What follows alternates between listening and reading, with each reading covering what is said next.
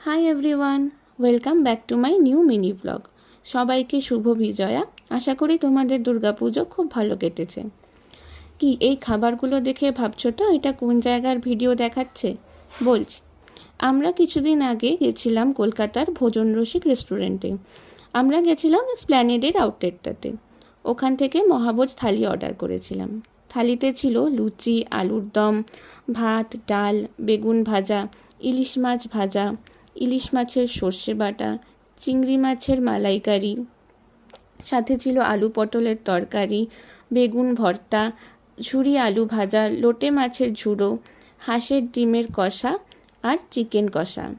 সাথে ছিল বাসন্তী পোলাও আর মাটন কষা। শেষ পাতে ছিল চাটনি, পাঁপড়, কালাকাঁদ আর রসগোল্লা।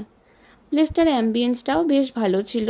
আর এই পুরো থালিটার প্রাইস ছিল কিন্তু 1799 টাকা, which is shareable for two. কেমন লাগলো ব্লগটা জানিও, আর ভালো লাগলে ভিডিওটা লাইক করে দিও, চ্যানেলটা সাবস্ক্রাইব করে দিও। বাই।